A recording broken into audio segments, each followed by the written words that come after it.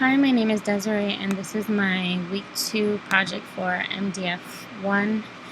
And this week, what we had to do is create a new project implementing things that we learned from the previous week, and also implementing certain things that we had to do for this week, which is basically like navigation control, UI navigation control, and then implementing a nav bar with different tabs that pop off of each other. So I'll go ahead and run my app, and I'll also follow along with the code so that the video won't be like 20 minutes long. So go ahead and run my app, and there's my icon that we have to create our own icons and our own launch images again. This is my launch image. My app is called Code Blue, basically to give you a rundown. Stay connected with your classmates. So instead of emailing them and have to go through Google Plus, all these different things, I think there should be an app where we can just kind of go in, who's online, get with each other, and then it has a Safari option if you need to look something up as a reference. So here's my home button. What the user can do, we're going to start with the first view controller, and everything is set up in the Apple delegate.m to create all these nav bars and stuff like that. So you can kind of look at that. You just have to create each nav bar. You can create as many as you want. We had to do 3 was the minimum. And I'll go ahead and get started. So in my first view controller, just set up my IB action to unclick this button, and when they do that, the user is going to go ahead and go into this. We have our home set up, our home button. This is my first page, so you'll see my first icon.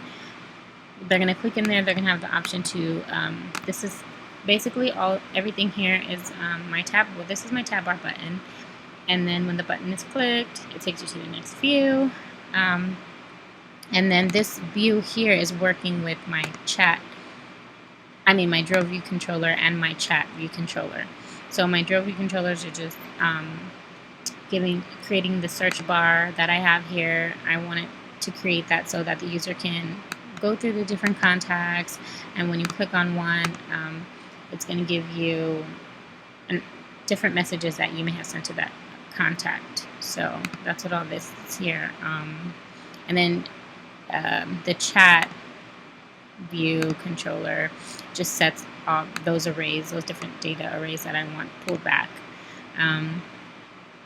And it shows me that it is working because I set it to where I only have 3 here, 2 here, 1 here, and that shows once you click on each of the items. And now I only used 4 just as an example to kind of flip through.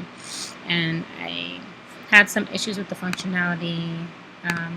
When you click on one to begin with, sometimes it doesn't work very well. So if I clicked on Derek, it's not going to go. I'd have to click on another one. So I have to fix that functionality.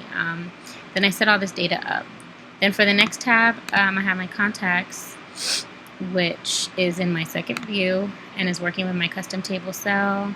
I designed this just simple with the images and the names showing. When you click on an image, it gives you that detail page, which is my detail view controller. Set up those properties, connected everything, and this is basically stuff that we went through last week. You have the back option. You can just flip through those different contacts. And then, of course, in the first contact is where I implemented the link to a website that I looked up as a resource from our school library. And then the last one is going to basically be Safari. That's my third view controller. Set up that internet connection, that IB action, and I went through and I put it here. Basically, you just enter it's Google. If the user is talking to their classmate and they want to set that up, they just went ahead and you just click on Google and it'll take them straight to Safari. So that's basically it for my project. Then I also have my diagram, which will show someone exactly how things work. They'll come over here first and they have the option to go to the search and then look at those messages or possibly send a message. And then if they choose this option to go to different tabs, they can go to the contacts tab and then of course Safari. So I had fun this week with this project. I did have some trouble with the functionality, trying to get everything to work together. My main issue was that search bar. That was pretty difficult in the drill down. And what I think I could have done better actually was I wanted to make the search option look a little bit better and I wanted to actually have it to where that some messages are in there, or show who's online, probably in the contact area, like maybe have the green buttons here, and online or offline at some point, and then make this look a little bit better. But overall, I think things went pretty well, so I'm digging this project. I like it, and it was really fun. So I will see you guys next week.